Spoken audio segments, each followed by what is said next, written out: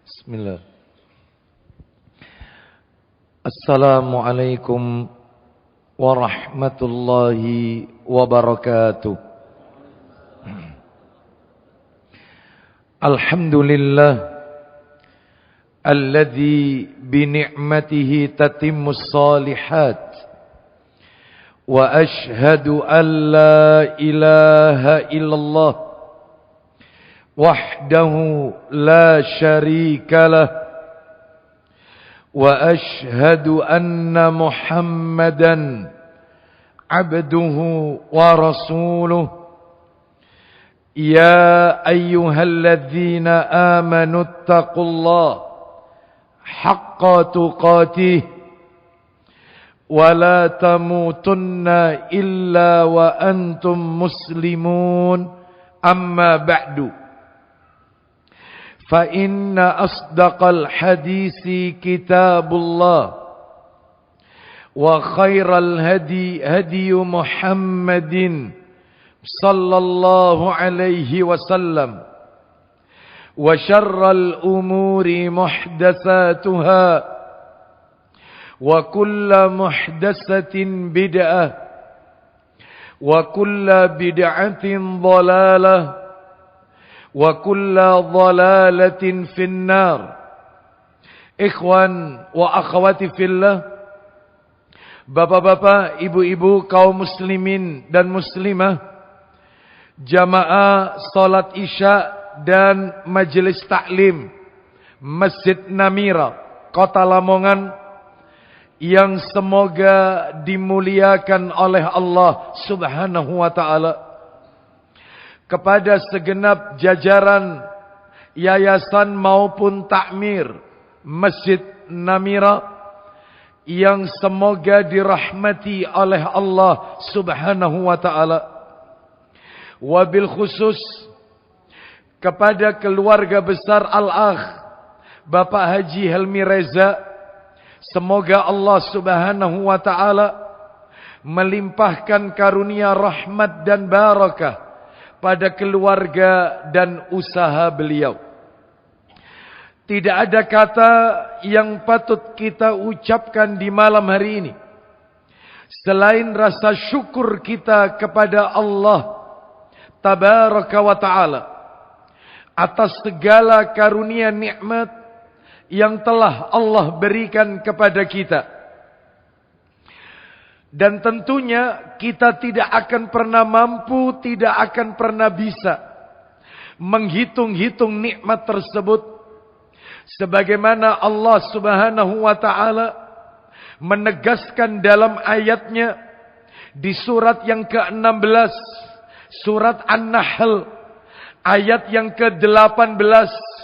Allah berfirman, "Wa in ta'uddu ni'matallahi la tuhsuha." Dan jika kalian menghitung-hitung nikmat Allah, maka pasti kalian tidak akan pernah bisa menghitung-hitungnya. Allah Subhanahu wa ta'ala tidak pernah memerintahkan kita untuk menghitung-hitung nikmat. Tetapi Allah justru memerintahkan kita untuk mensyukuri nikmat-nikmat tersebut. Sebagaimana Allah berfirman di surat Al-Baqarah di ayat yang ke-152, "Fadhkuruni azkurkum washkuruli wala takfurun." Maka ingatlah kalian kepadaku, niscaya aku akan mengingat kalian. Bersyukurlah kalian kepadaku dan janganlah kalian kufur, ingkar kepadaku. Semoga kita yang hadir di rumah Allah ini semuanya tercatat di sisi Allah sebagai hamba-hambanya yang pandai bersyukur atas nikmat yang Allah berikan kepada kita. Bapak Ibu kaum muslimin dan muslimah rahimani wa rahimakumullah, tidak memperpanjang muqaddimah, kita akan lanjutkan pembahasan kita. Seperti biasa, kajian kita di Selasa pekan ketiga di Masjid Namira Materinya membahas tentang kitab yang ditulis oleh Imam Az-Zahabi rahimahullah. Kitab yang berjudul Al-Kabair. Kitab yang di dalamnya berisi tentang dosa-dosa besar.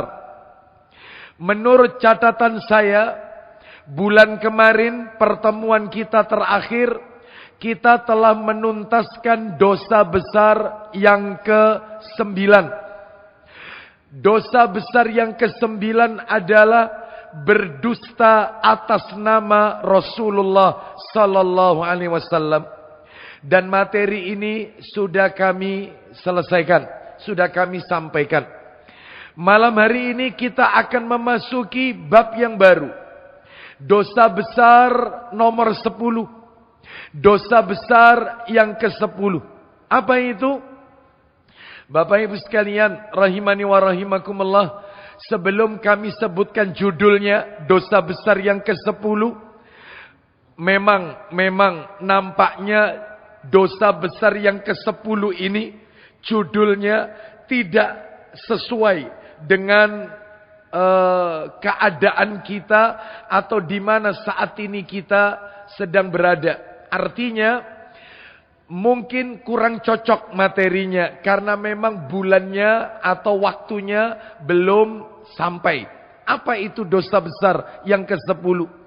Dosa besar yang ke-10 dalam daftar isi kitab Al-Kabair ini adalah membatalkan puasa Ramadan tanpa alasan atau ruksa. Itu di daftar isinya urutannya demikian. Memang kalau kita bahas, memang yang cocok itu adalah kalau memasuki bulan Ramadan. Namun Bapak Ibu, apapun itu, karena memang ini materi harus berkesinambungan, harus berkelanjutan, ya kita teruskan aja. Ya kita harus mengikuti daftar isi yang ada di dalam kitab Al-Kabair. Walaupun waktunya tidak cocok. Baik. Bapak Ibu sekalian, rahimani wa rahimakumullah. Kami ulang, dosa besar yang ke-10 yang akan kita bahas malam hari ini adalah membatalkan puasa Ramadan tanpa alasan atau ruksa. Tanpa alasan yang dibenarkan oleh syariat. Tanpa adanya udzur yang dibenarkan oleh syariat. Baik. Kalau nanti memang waktunya cukup. Karena memang ini materinya agak ringkas. Materinya. Ya saya lanjutkan yang nomor 11. Lebih ringkas lagi nomor 11. Kalau memang waktunya juga cukup lagi, ya saya akan lanjutkan materi dosa besar nomor 12. Insya Allah. Kalau memang waktunya mengizinkan. Baik, kita bahas dulu yang nomor 10 Bapak Ibu. Membatalkan puasa Ramadan tanpa alasan atau ruksa. Dalilnya cuma satu Bapak Ibu.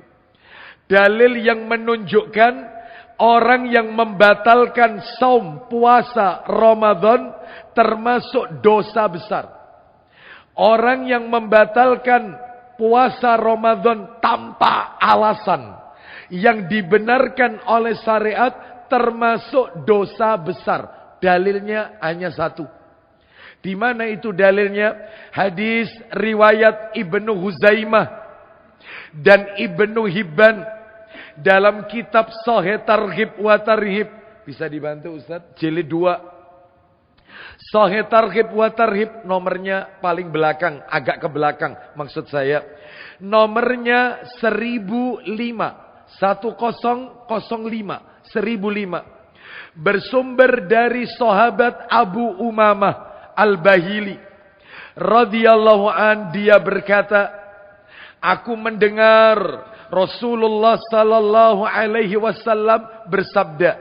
Mari kita dengarkan sabda Nabi berikut ini.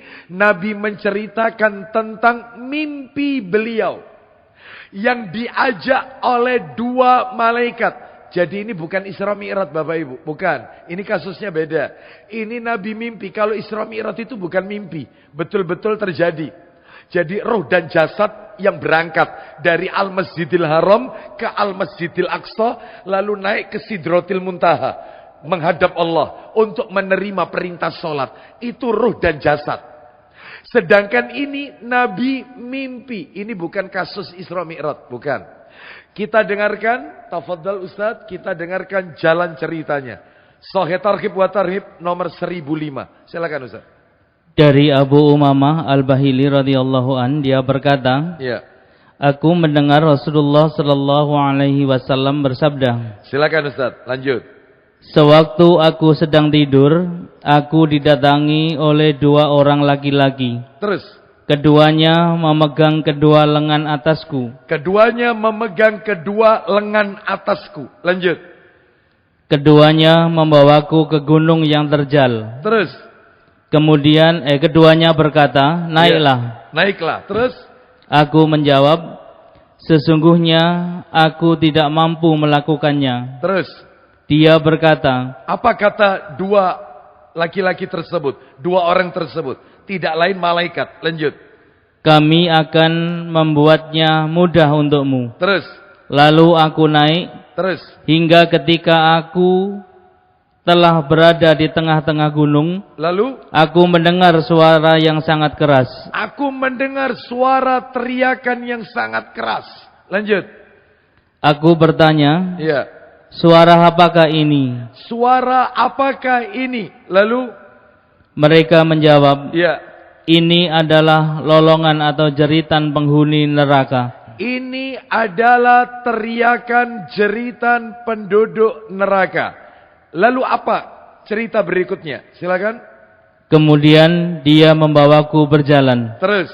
Aku melihat orang-orang yang tergantung di tumit-tumit mereka. Ternyata Nabi sallallahu alaihi wasallam dalam mimpi beliau ditunjukkan seseorang yang tumitnya tergantung di atas, kepalanya ada di bawah. Lanjut Ustaz.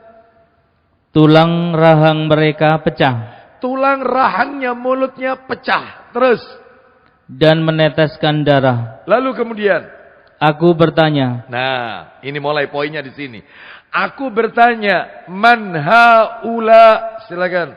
Siapa mereka? Siapa mereka ini yang kakinya tergantung ke atas tumitnya, kepala di bawah, rahangnya pecah, mengeluarkan darah dari mulutnya.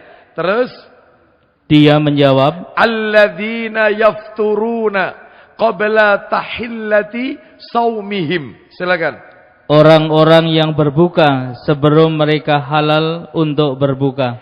Itulah orang-orang yang mereka berbuka puasa sebelum halal waktunya untuk berbuka. Jadi mereka adalah orang-orang yang membatalkan puasanya tanpa alasan yang dibenarkan oleh syariat. Makanya orang-orang yang membatalkan puasa Ramadan tanpa alasan, tanpa udzur, tanpa ada ruksa, maka dosa besar. Loh kok bisa dosa besar? Karena ada ancamannya siksa neraka. Baik. Bapak Ibu sekalian rahimani wa rahimakumullah. Inilah dalil yang menjadi dasar orang yang membatalkan puasa Ramadan tanpa udzur, dosa besar. Sekarang mari kita jelaskan ringkas saja dari dalil yang kita dengarkan tadi. Penjelasannya. Selalu kan begitu Bapak Ibu ya. Materi kita tentang dosa besar ini kan selalu kita bagi dua. Dalil dulu baru penjelasan. Selalu begitu. Dalil dulu baru penjelasan. Sekarang penjelasannya. Dalilnya tadi sudah. Penjelasannya satu. Yang bisa kita ambil pelajaran dari dalil tadi. Yang pertama, puasa Ramadan, Bapak Ibu sekalian, merupakan salah satu bentuk ibadah kepada Allah dengan cara tidak makan, tidak minum, dan tidak melakukan hubungan intim suami istri. Mulai dari terbit fajar shadiq sampai matahari terbenam. Yaitu namanya puasa. Puasa berbeda dengan ibadah yang lain. Kalau ibadah yang lain sholat, maka tentunya ada tata caranya, waktunya kapan, tata caranya dimulai dari takbiratul ihram, diakhiri dengan salam. Ini kalau puasa beda. Ibadah yang dilakukan kepada Allah dengan tidak makan, tidak minum, tidak melakukan jima suami istri mulai dari fajar shadiq sampai terbenam matahari. Itu nomor 1 yang harus difahami.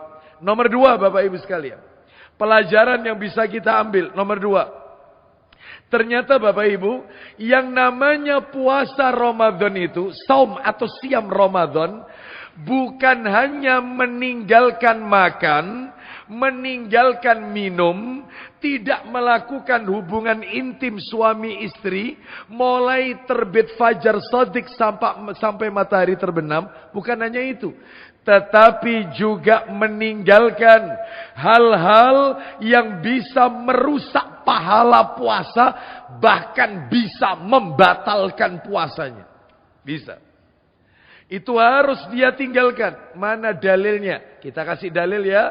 Ternyata ada loh, orang itu sudah capek-capek puasa, ternyata nggak dapat pahala apa-apa dari puasanya. Kenapa? Karena puasanya cuma menahan lapar dan haus mencekik tenggorokan. Hanya itu. Kenapa? Karena ketika dia berpuasa, melakukan larangan-larangan yang menyebabkan pahala puasanya terhapus. Bahkan puasanya batal menurut Allah Azza wa Jalla. Ya, bisa jadi dia ikut berbuka dengan kita, bisa jadi dia ikut sholat Idul Fitri dengan kita, tetapi Allah memandang orang ini tidak berpuasa. Mana dalilnya? Adanya penghapusan pahala atau pengurangan pahala. Dalil pahala puasa maksudnya ya. Tolong Ustadz Sahih Targhib wa Tarhibnya nomor 1083 Ustadz, 1083. Sahih Targhib wa Tarhib 1083. Kita dengarkan dari sahabat Abu Hurairah radhiyallahu an. Dia berkata, jilid 2 tetap ya 1083. Tafadhal, kita dengarkan ini. Dari Abu Hurairah radhiyallahu an, dia berkata, ya. Rasulullah sallallahu alaihi wasallam bersabda. Perhatikan baik-baik Bapak Ibu sekalian. Nabi sallallahu alaihi wasallam bersabda, "Rubba shaimin laisa lahu min siyamihi illal ju' wa rubba qaimin laisa lahu min siyamihi illas sahar. Laisa lahu min qiyamihi illas sahar." Silakan. Berapa banyak orang yang berpuasa tapi tidak mendapatkan apa-apa dari puasanya kecuali rasa lapar. Terus. Dan berapa banyak orang yang sholat malam tapi tidak mendapatkan apa-apa dari sholat malamnya kecuali begadang. Duh, coba.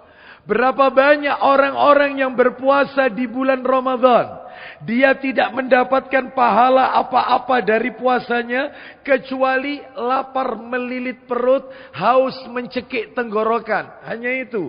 Dan berapa banyak orang-orang yang ketika di bulan Ramadan dia melaksanakan sholat tarawih, dia tidak mendapatkan pahala apa-apa dari tarawihnya, hanya dianggap begadang. Lo coba, gagal total Ramadannya.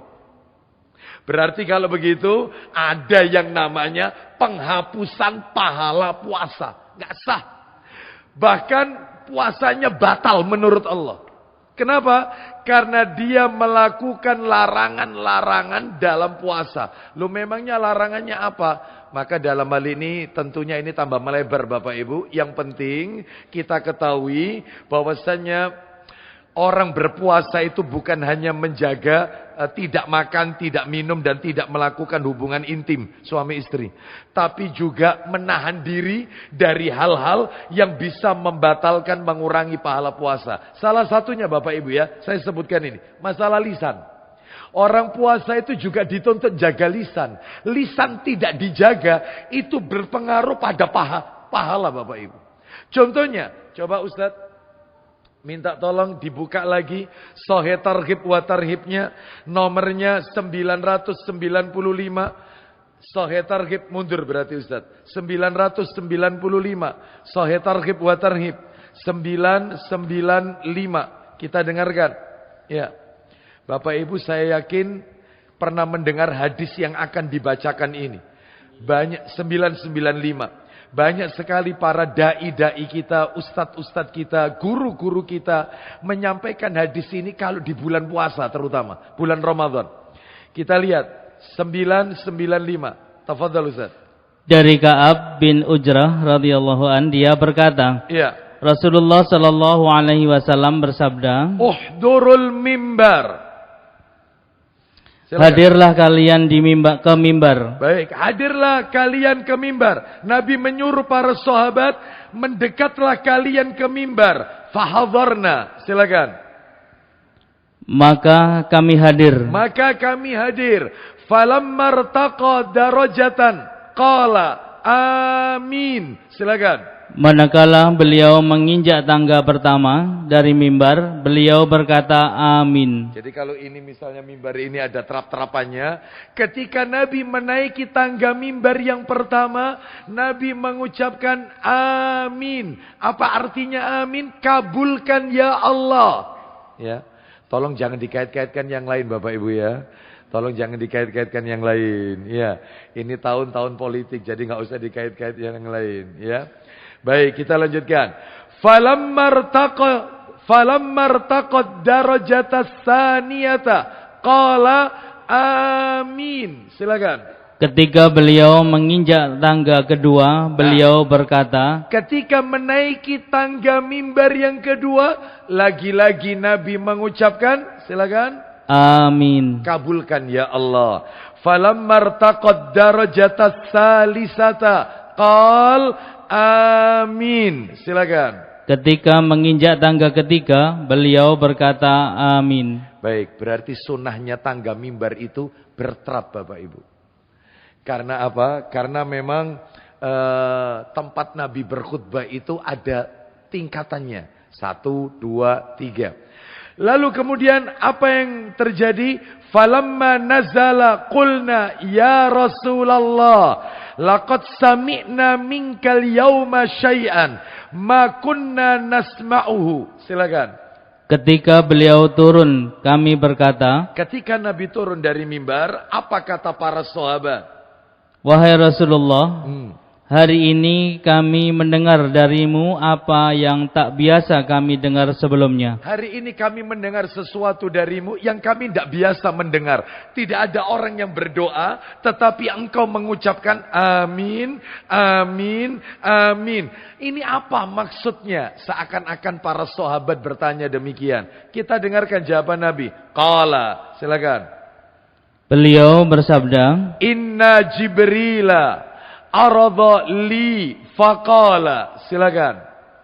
Sesungguhnya Jibril datang kepadaku, dia berkata. Berarti para sahabat nggak tahu kehadiran malaikat Jibril. Nabi mengatakan, Jibril mendatangiku, lalu dia berkata kepadaku, Ba'uda man adraka Ramadhana falam yughfar lahu qultu amin. Silakan. Dia berkata, jauh dari surga orang yang mendapatkan Ramadan, lalu dia tidak diampuni. Terus. Maka aku berkata, amin. Kabulkan ya Allah. Jadi Jibril mengatakan, semoga jauh dari surga orang-orang yang mendapati memasuki bulan Ramadan, sementara dosanya tidak diampuni oleh Allah. Padahal panjenengan kan tahu, Ramadan itu kan bulan ampunan. Anehnya orang ini malah nggak dapat ampunan. Kenapa? Yaitu tadi yang saya sampaikan. Karena puasanya melakukan pelanggaran-pelanggaran. Rugi kan? Gagal total. Salah satunya nanti saya sebutkan karena lisan. Lisannya tidak dijaga ketika Ramadan. Ini yang menyebabkan Ramadan gagal total. Baik, ini masih satu ya, karena tangga mimbar pertama Nabi mengucapkan amin terkait Ramadan, jauh dari surga. Jibril loh ini yang berdoa. Bapak Ibu mohon maaf. Yang namanya malaikat satu-satunya makhluk ciptaan Allah yang dia tidak pandai berbuat maksiat. Malaikat ini makhluk ciptaan Allah yang paling taat kepada Allah. Dan tentunya doanya pasti didengar oleh Allah. Jibril berdoa. Apalagi Jibril. Bapak Ibu tahu Jibril alaihissalam. Malaikat Jibril ini adalah salah satu dari 3 malaikat yang masuk kategori Rasul dari kalangan malaikat. Makanya Nabi kalau sholat malam, tahajud, itu Nabi membaca istiftah. Itu bukan Allahumma ba'id baini wa baina khotoyaya, kama ba'atta bainal masyriqi. Enggak, bukan itu. Nabi ketika tahajud, Nabi juga enggak membaca Alhamdulillahi hamdan katsiran, thayyiban, mubarakan fi. Atau membaca kabira dan seterusnya itu. Enggak.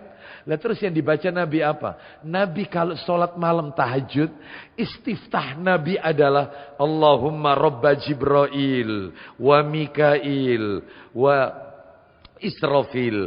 Nabi menyebut 3 nama malaikat dalam doa istiftah sebelum Fatihah. Siapa itu? Jibril, Mikail, Israfil. Inilah 3 malaikat Rasul dari kalangan para malaikat. Apalagi Jibril, pemimpin seluruh malaikat. Dalam hadis Bukhari dikatakan Jibril ini punya 600 sayap. Satu sayapnya apabila dikepakkan, langit dan bumi itu penuh dengan sayapnya Jibril. Ini 600. Bayangkan. Malaikat terbesar yang Allah ciptakan, Jibril. Punya nama lain Al-Quddus. Makanya punya nama lain Ar-Ruh. Makanya panjenengan kalau baca surat Al-Qadar, tanazzalul malaikatu warruhu fiha. Ruh, malaikat-malaikat hadir ketika Lailatul Qadar. Dan Jibril, nama lainnya Jibril itu Ruh. Ada lagi Ruhul Kudus. Itu malaikat Jibril. Makanya panjenengan kalau salat witir, setelah salat witir, ya, apa doanya zikirnya setelah witir? Ya, Subhanal Malikil Quddus, Subhanal Malikil Quddus. Terus berikutnya, Rabbul Malaikati Warruh. Warruh, Rabbnya para malaikat dan Jibril, Ruh, itu Jibril. Bahkan di dalam surat yang lain Jibril disebut Ruhul Quddus. Bahkan ada lagi Ruhul Amin. Nama lainnya banyak malaikat Jibril ini. Kita masuk ke tadi ya, saya ulang. Jadi Bapak Ibu sekalian, kalau malaikat sudah berdoa, pasti didengar oleh Allah. Lah doanya Jibril, semoga jauh dari surga. Wih, siapa? Orang-orang yang memasuki Ramadan sementara dosanya tidak diampuni. Nabi mendengar, amin, kabulkan. Yang berdoa malaikat terbaik, yang mengaminkan manusia terbaik sejagat alam raya. Pasti nggak meleset. Hati-hati. Hati-hati kalau masuk bulan Ramadan, jangan sampai gagal total Ramadan kita. Umur kita yang tahu hanya Allah. Jangan-jangan Ramadan tahun kemarin itu Ramadan terakhir bagi kita. Kita nggak tahu. Jangan-jangan Ramadan kemarin itulah Ramadan perpisahan kita, yang kita tidak ditakdir ketemu Ramadan lagi tahun depan. Umur yang tahu hanya Allah. Ya mudah-mudahan Allah berikan kita umur barokah. Semoga Allah pertemukan kita dengan Ramadan di masa-masa yang akan datang. Bapak Ibu sekalian, kita lanjutkan. Itu nomor 1 ya, tangga pertama. Tangga yang kedua, yang mana Nabi baca amin lagi. Silakan Ustaz, lanjut, silakan aja. Ketika aku menginjak tingkat kedua, ya. Jibril berkata, apa kata malaikat Jibril dalam doanya? Man dzukirta indahu falam yusalli alaika faqultu amin. Silakan. Jauh dari surga, siapa? Orang yang namamu disebut di sisinya, lalu dia tidak bersolawat kepadamu. Semoga jauh dari surga orang-orang yang ketika mendengar namamu disebut, orang itu enggak baca solawat kepadamu. Makanya kalau kita mendengar nama Nabi, ya baca solawat. Rasulullah sallallahu alaihi wasallam, Nabi Muhammad sallallahu alaihi wasallam. Nah, semoga kita tidak terkena doanya Jibril tadi. Maka Nabi mengaminkan, amin, kabulkan. Jauhkan dari surga. Jauh dari surga. Berarti kalau jauh dari surga, dekat dengan neraka. Terakhir, tangga mimbar ketiga. Nabi mengucapkan amin lagi. Silakan Ustaz, ayo. Ketika aku menginjak tingkat ketiga, dia berkata, Ba'uda man adraka abawaihil kibaru indahu au ahaduhuma falam yudkhilahul jannah. Silakan. Jauh dari surga orang yang mendapatkan kedua orang tuanya yang telah berumur lanjut di sisinya, atau salah satunya, lalu keduanya tidak menjadikannya masuk surga. Nah, jauh dari surga. Doanya malaikat Jibril.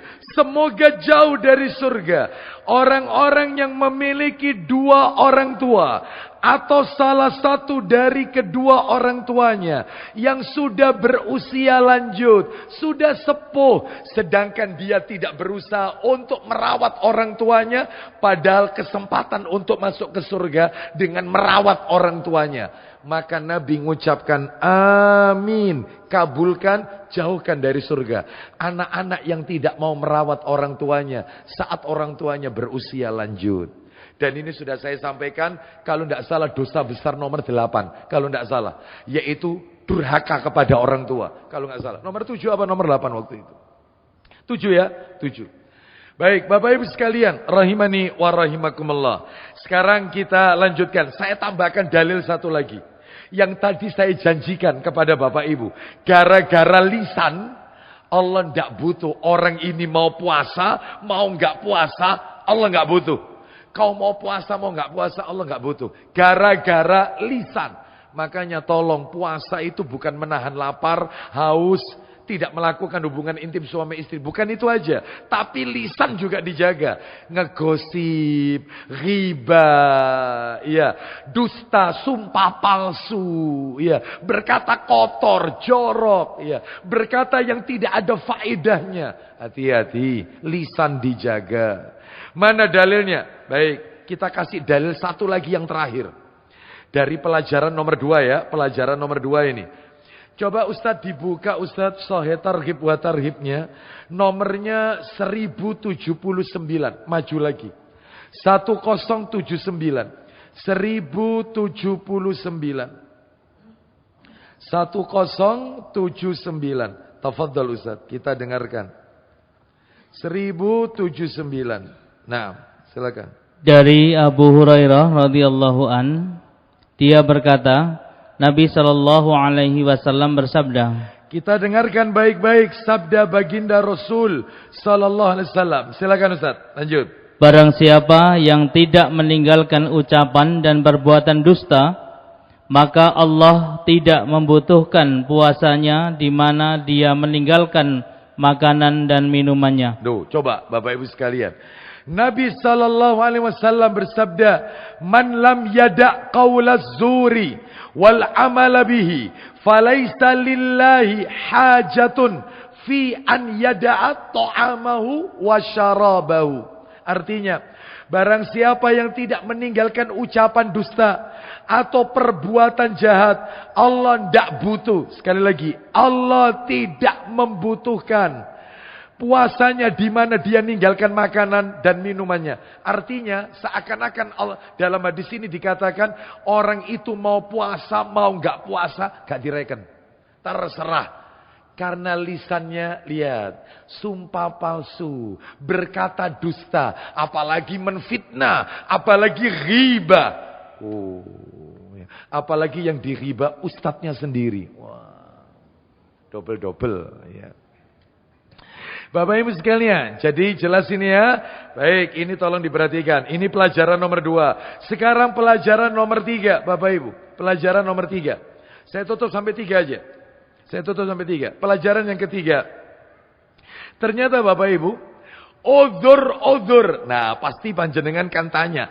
Ustadz tadi mengatakan orang yang dosa besar itu, yang nomor 10 ini, membatalkan puasa Ramadan tanpa alasan. Tanpa udzur yang dibenarkan oleh syariat. Lah saya tanya, alasan apa yang diperbolehkan orang itu tidak puasa? Lah ini materinya sekarang nomor 3. Apa udzurnya? Orang itu boleh tidak puasa. Udzurnya 9 Bapak Ibu. Siapa saja di antara kita yang terkena salah satu udzur ini, maka dia boleh meninggalkan puasa dan dia tidak dosa. Dia tidak dosa. Hanya 9. 9 orang, 9 golongan manusia yang dibenarkan meninggalkan puasa Ramadan. Karena ini udzur yang disyariatkan. Udzur, alasan yang dibenarkan. 9 orang. Siapa mereka? 1. Yang pertama adalah, ini ya, sepakat para ulama. Yang nomor 1, orang yang sakit sakit yang bisa membahayakan dirinya atau menimbulkan gangguan serius ya pada kesehatannya jika dia puasa. Jadi orang yang sakit, apalagi sakitnya sakit menaun, sakit yang tidak kunjung sembuh. Itu katanya dokter, jangan puasa Pak, sebab nanti kalau Bapak puasa tambah parah ini. Sehingga dalam hal ini dia tidak puasa, sebab dengan dia berpuasa mengganggu kesehatannya dan tambah serius sakitnya. Lah yang kayak begini boleh ninggalkan puasa. Lah terus kalau ditinggalkan Ustaz, bayar fidyah apa diqodhok? Sabar, nanti dulu. Yang penting panjenengan tahu 9 orang ini dulu. Masalah qodhok, masalah bayar fidyah nanti terakhir. Sabar ya. Yang penting tahu orang-orangnya dulu yang terkena udzur ini. Nomor 1, sakit berat, sakit menaun. Ustaz, sakit gigi, tetap poso. Tetap puasa. Apalagi sakit hati, tetap puasa. Apalagi sakit hati, ya, tetap puasa. Ya. Ini sakit berat.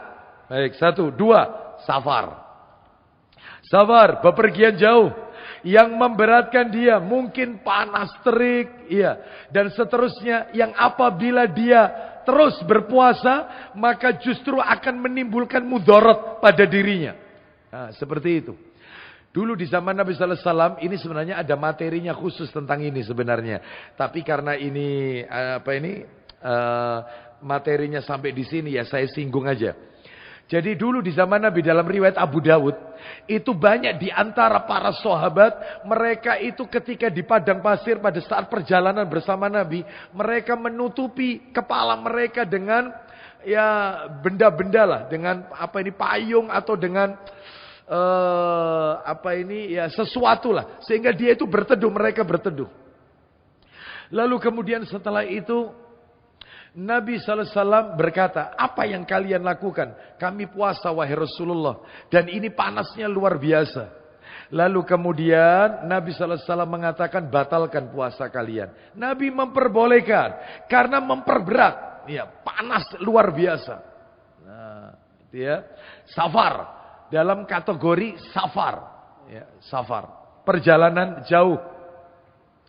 Berapa kilo Ustadz yang masuk kategori safar? Nah, yang masuk kategori safar ini Bapak Ibu sekalian, ulama berbeda pendapat. Ada sebagian ulama yang mengatakan yang masuk kategori safar itu 84 kilo. Ada yang mengatakan 85 kilo. Baik. Dari rumah saya sepanjang Kletek, saya tinggal di Kletek ya, sampai di Masjid Namira, itu tak lihat kilometer 63 kilo, persis. Dari rumah saya, naik tol tapi ya, tol saya, tol.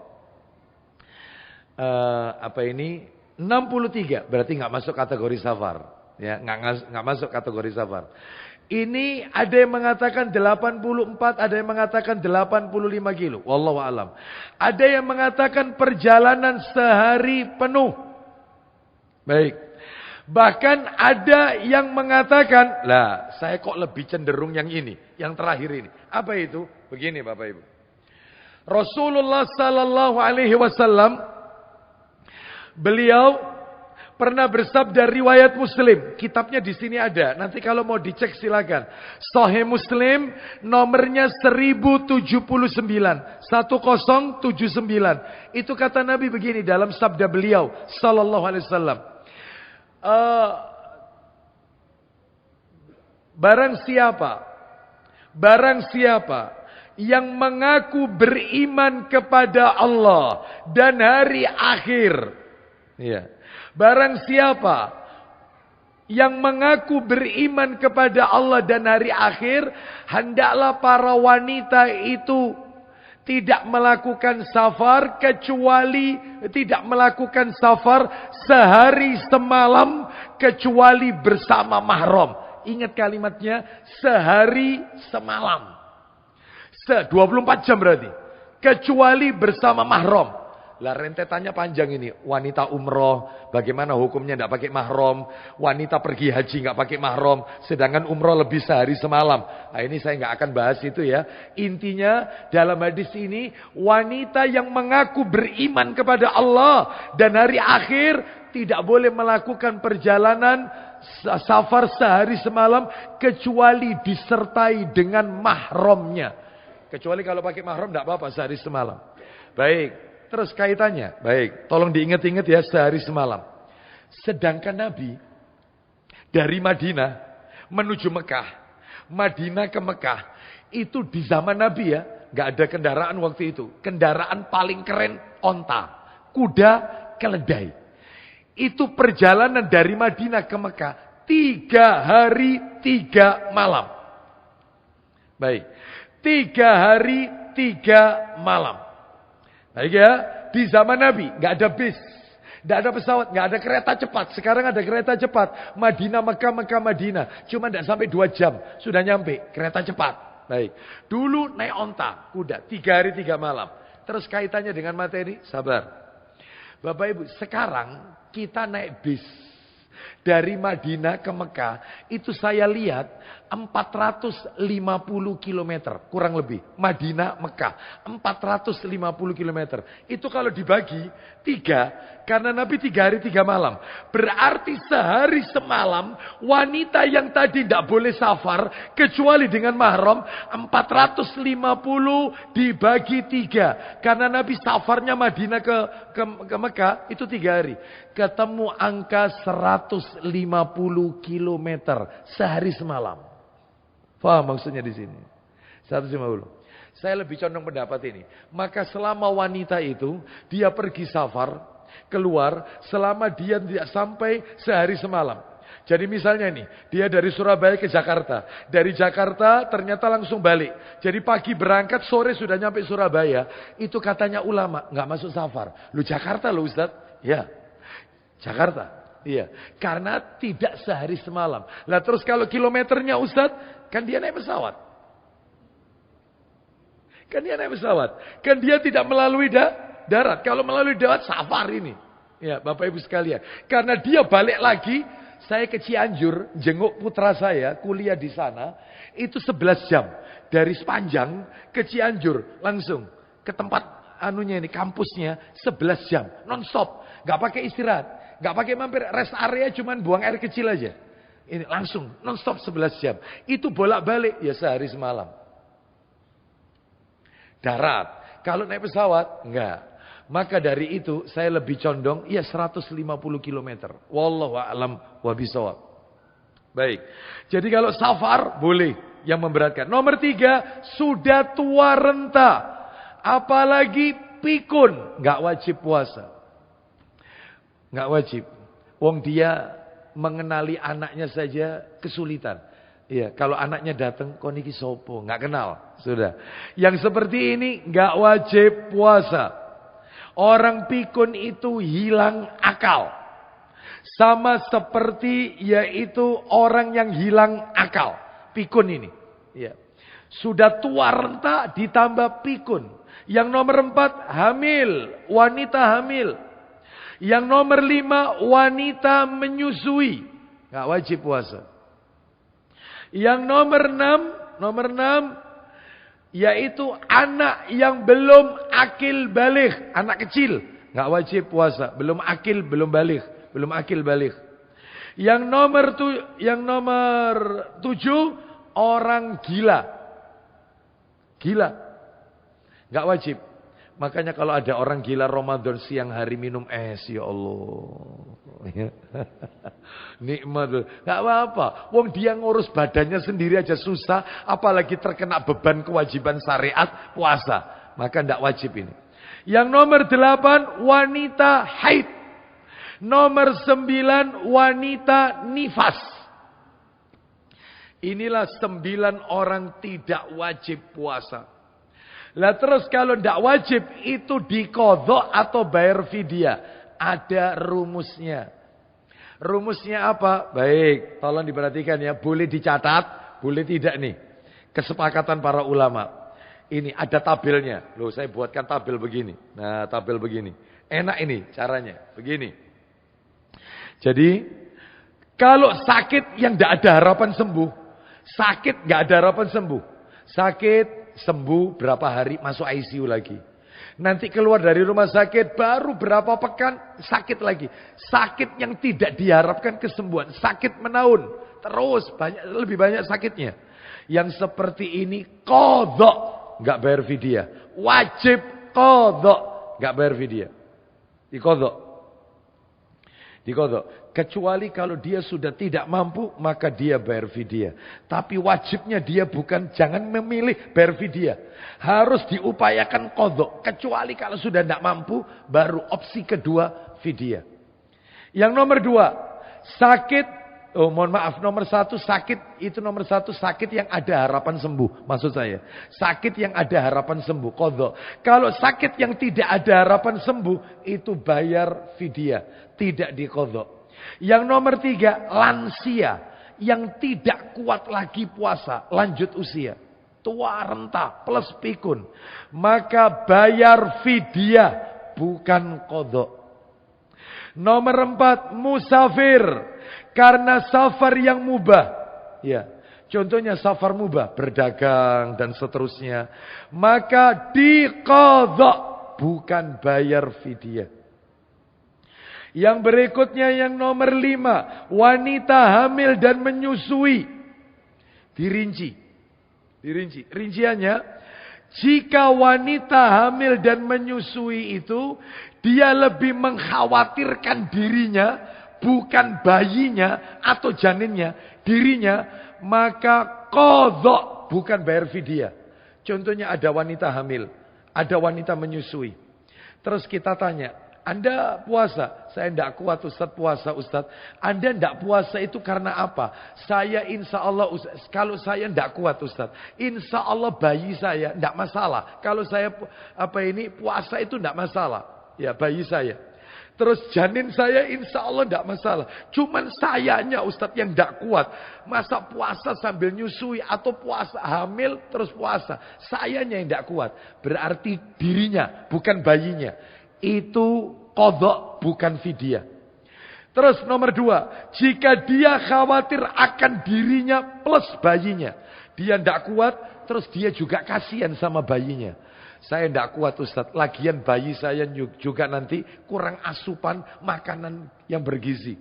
Ya, sehingga saya batalkan aja puasa saya. Maka yang seperti ini, apakah bayar fidyah atau qadha? Jawabannya, karena alasannya dia dan bayinya, tetap qadha, bukan fidyah. Terakhir, wanita hamil dan menyusui alasannya bayinya tok. Bayinya tok, bukan dia. Saya ini Ustadz, kalau puasa itu kuat. Saya ini hamil, saya menyusui. Kalau puasa kuat, tapi kasihan anak saya kalau saya puasa. Berarti ibu lebih khawatir kepada bayinya, bukan sama ibu, diri ibu. Saya tidak khawatir, saya kuat. Cuman saya kasihan sama bayi saya. Lah yang kayak gini double, ya qadha, ya bayar fidyah. Ya qadha, bayar fidyah.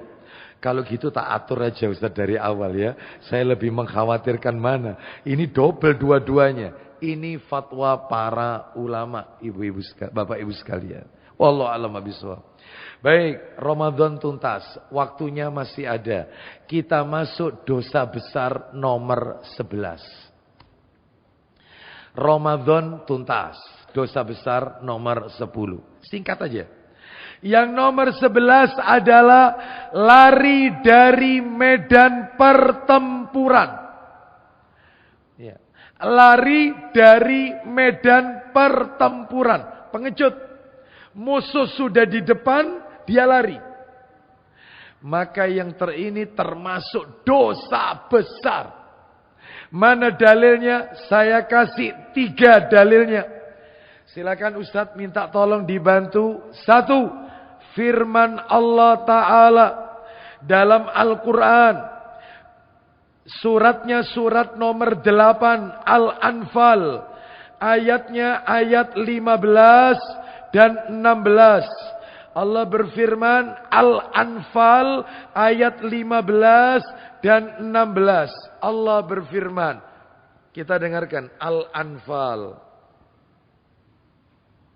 يا أيها الذين آمنوا إذا لقيتم الذين كفروا زحفا فلا تولوهم الأدبار ومن يولهم يومئذ دبره إلا متحرفا لقتال أو متحيزا إلى فئة فقد باء بغضب من الله ومأواه جهنم وبئس المصير. Silakan. Wahai orang-orang yang beriman. Stop. Bapak Ibu mohon maaf. Bapak Ibu kalau membaca Al-Quran diawali dengan ya ayyuhalladzina amanu, wahai orang-orang yang beriman, tolong ditanamkan dalam hati panjenengan 3 hal. Saya ulang ya, supaya kita kalau baca Al-Quran tambah khusyuk. Saya ulang, setiap Bapak Ibu membaca Al-Quran yang diawali dengan ya ayyuhalladzina amanu, tolong tanamkan dalam hati Bapak Ibu 3 hal. Apa itu? 1, yang pertama, setiap ayat yang diawali wahai orang-orang yang beriman, ya ayyuhalladzina amanu, pasti turun di Madinah, Madaniyah. Pasti itu. Turunnya Madinah, ayat Madaniyah. Ya. Surat yang turun di kota Madinah. Lah kalau yang di Mekah, ya ayyuhan nas, Mekah. Kalau ya ayyuhalladzina amanu, selalu Madinah. Itu 1 ini ya. Nomor 2, ayat yang diawali ya ayyuhalladzina amanu di dalam Al-Quran totalnya 88 kali Allah menyebut ya ayyuhalladzina amanu. Quran 30 juz itu yang diawali ya ayyuhalladzina amanu itu 88 kali. Tahukah Bapak Ibu, surat yang paling banyak mengawali ya ayyuhalladzina amanu adalah surat Al-Maidah. 15 kali Allah menyebut ya ayyuhalladzina amanu. Surat Al-Maidah. Loh, bukan Al-Baqarah, bukan. Meskipun Al-Baqarah surat terpanjang, ayat paling banyak. Al-Maidah ranking 1. Nomor 3, terakhir. Setiap kali Bapak Ibu baca Al-Quran diawali ya ayyuhalladzina amanu, maka perlu ditanamkan, kata Ibnu Mas'ud radhiyallahu an, ayat itu pasti mengandung 2 hal, 2 kemungkinan. 1, setelah ya ayyuhalladzina amanu pasti perintah, atau setelah ya ayyuhalladzina amanu pasti larangan. Jadi kalau tidak perintah, larangan. Contohnya ayat ini, kita dengarkan Ustadz kita bacakan terjemahnya. Apa betul setelah wahai orang-orang yang beriman, itu kalau tidak perintah, ya larangan. Kalau tidak larangan, ya perintah. Selalu begini. Semua isi Quran. Ya, ayat puasa.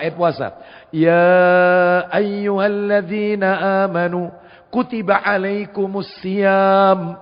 Wahai orang-orang yang beriman, diwajibkan atas kalian berpuasa. Perintah kan? Al-Anfal, ya ayat 27. Ya ayyuhalladzina amanu la takhunullaha war rasula wa takhunu amanatikum wa antum ta'lamun. Wahai orang-orang yang beriman, janganlah kalian mengkhianati Allah dan Rasul Muhammad, dan janganlah mengkhianati amanah-amanah yang dipercayakan kepada kalian. Al-Anfal 27 itu. Lo larangan kan? Selalu begitu. Kalau tidak perintah, larangan. Setelah ya ayyuhalladzina amanu. Kita dengarkan apa betul. Silakan Ustaz, surat Al-Anfal 15-16. Ulang lagi Ustaz. Wahai orang-orang yang beriman, perhatikan. Apabila kamu bertemu dengan orang-orang kafir yang akan menyerangmu, maka janganlah kamu berbalik membelakangi mereka atau mundur. Baik, larangan kan? Selalu begitu. Kalau tidak perintah, larangan. Itu cirinya ya ayyuhalladzina amanu. Ya, jadi enak sekarang kalau baca Quran atau dengar ada orang membaca Al-Quran, kita dengarkan pasti di belakangnya perintah atau larangan. Baik, jadi jangan mundur, jangan lenggang kangkung, jangan, artinya jangan menjadi pengecut. Ya, apabila orang-orang kafir menyerangmu, janganlah berbalik membelakangi mereka, alias mundur. Lanjut Ustadz, nomor 16 ayat 16. Dan barang siapa mundur pada waktu itu, kecuali berbelok untuk siasat perang atau hendak menggabungkan diri dengan pasukan yang lain, maka sungguh orang itu kembali dengan membawa kemurkaan dari Allah. Jadi kalau dia mundur-mundurnya itu pergi, itu dimurkai. Kecuali kalau mundurnya ngatur siasat. Atau mundurnya dia berbelok gabung sama pasukan yang lain. Lain soal, nggak apa-apa. Tapi kalau mundurnya itu takut lari, dimurkai. Berarti dosa besar. Lari dari medan pertempuran. Terus lanjut, tempatnya ialah neraka jahanam dan seburuk-buruk tempat kembali. Na'udzubillah. Sekarang kita lanjutkan dalil nomor 2. Yang menunjukkan lari dari medan pertempuran termasuk dosa besar. Dalilnya Sahih Targhib Ustadz jilid 3. Tadi kan jilid 2. Jilid 3. Nomornya 1338. 1338. 1338. Kita dengarkan. Ya. Dari Abu Hurairah radhiyallahu an, Nabi sallallahu alaihi wasallam beliau bersabda. Silakan Ustaz. Jauhilah 7 hal yang membinasakan. Baik, jauhi 7 dosa besar yang membinasakan. Ijtanibus sab'al mubiqat. Silakan.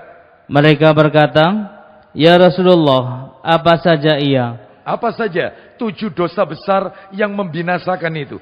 1. Beliau bersabda, syirik kepada Allah. Syirik, menyekutukan Allah. Nomor 2. Sihir.